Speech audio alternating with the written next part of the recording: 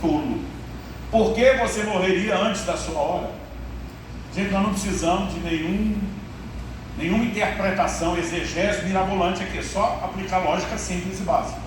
Se Deus pergunta por que morreria antes da sua hora, no mínimo temos que admitir que tem uma hora no sentido ideal, coletivo, mas que essa hora não é inflexível a ponto de alguém poder morrer antes, e Deus fazer essa pergunta justamente depois de recriminar um comportamento tolo.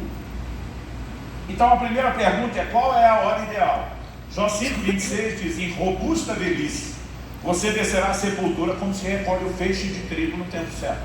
Onde é que se colhe o trigo? Quando ele está verde ou maduro? Maduro. Onde é que nós estamos maduros? Para Deus nos recolher? Robusta velhice.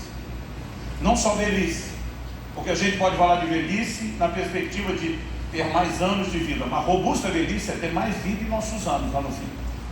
Então esse é o plano, é o ideal de Deus. Agora a Bíblia está dizendo que alguém pode morrer antes da hora. Então Deus tem um plano ideal, e eu e você podemos sabotar isso. Quando Paulo escreve aos Efésios, citando um dos 10 mandamentos: honra teu pai e tua mãe, para que tu te vá bem, sejas de longa vida sobre a terra, ele está sinalizando que há coisas que nós fazemos que podem aumentar os nossos dias. A mesma Bíblia mostra princípios que quebrados encurtam os nossos dias. Outro dia alguém falou para mim: mas e o Salmo 139,16? Todos os meus dias foram escritos no teu livro, quando nenhum deles ainda existia. Eu falei: não confunda a presciência de Deus com predeterminismo. O fato de Deus conhecer antecipadamente suas escolhas, decisões e as inevitáveis consequências não faz dele a pessoa que escolhe. Deuteronômio 30, vamos misturar o verso 15 e 19. Ele diz: eu ponho diante de vocês a vida e a morte, a bênção e a maldição. Eu disse que é um conselho: escolhe direito, escolhe vida. Mas ele está dizendo: a escolha é sua.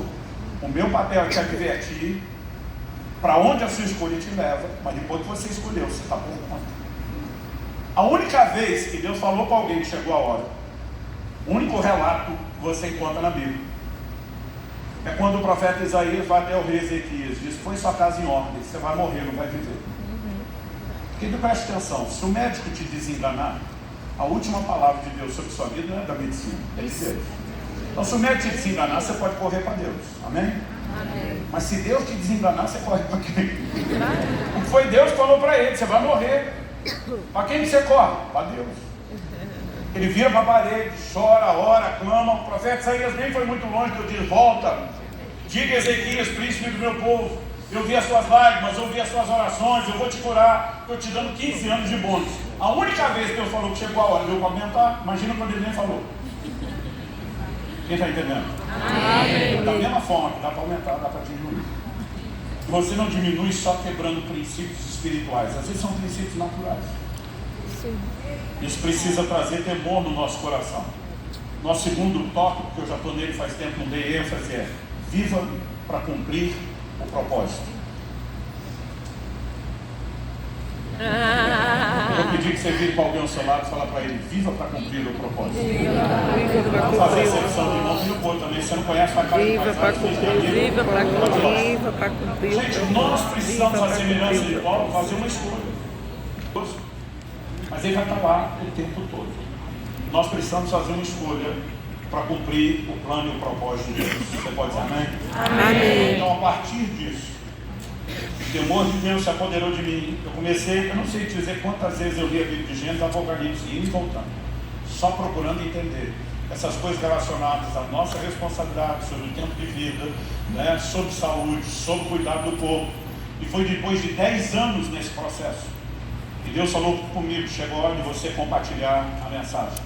Se alguém reclamou: pastor, o senhor podia ter começado a falar disso antes. Eu falei: eu tinha que viver primeiro e depois ter autoridade para começar a compartilhar.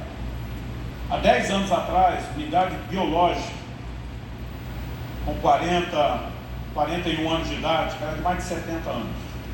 Hoje, aos 51, ela está como de 35. Qualquer um pode mudar a sua trajetória. Mas o que me produziu mudança foi o entendimento. E o princípio disso está lá em 1 Coríntios, capítulo 6, verso 19. O apóstolo Paulo pergunta: vocês não sabem que o corpo de vocês é o santuário do Espírito Santo que habita em vós, o qual tendes da parte de Deus, e que não sois de vós mesmos? A gente precisa olhar para o corpo da forma correta. Esses dias eu fui chamar a atenção de um pastor amigo, ele olhou para mim e falou: Isso aqui é pó, e ao pó de voltar. Eu falei, depois de voltar para o pó, Deus vai ressuscitar e vai te acompanhar a eternidade toda. Então, por causa de uma decomposição temporária, você vai deixar de atribuir valor ao que Deus deu valor a ponto de te acompanhar eternamente. Ele me olhou assustado e falou, isso muda tudo. A gente tem sido, pobre demais na teologia do corpo, gente. A Bíblia está dizendo, é o santuário do Espírito Santo. Você não é de você mesmo. Quando eu era pequeno, eu lembro papai e mamãe, quando a gente queria começar a tomar decisão, achava que podia dar pitaco nas coisas, papai e mamãe diziam assim, você não manda nem no seu nariz. Eu sempre quis falar isso para os outros e imaginei que ia ser um ponto. Mas você não é seu dono, você não é dono nem do seu nariz. Por que você não é dono do seu nariz? O verso 20, eu citei 1 Coríntios 6,19. O verso 20 começa com uma ponte de ligação entre o raciocínio que está sendo construído e a explicação a que se chega. Ele diz, porque fostes comprados por preço. Nós precisamos entender que redenção é muito mais do que perdão de pecados. Redenção na lei de Moisés, antes de ser aplicado como uma alegoria espiritual, era uma transação comercial, era o resgate de uma propriedade. E o que Cristo fez por mim e por você não é diferente. Apocalipse 5,9. E cantava um cântico novo, dizendo, digno ao Cordeiro de abrir o livro com seus selos, porque foste morto e com seu sangue compraste para Deus homens de toda a raça, povo e nação. E você fomos comprados. Faz de Deus o dono e faz de mim e de você a propriedade. Aí nós vamos para um outro princípio na teologia, chamamos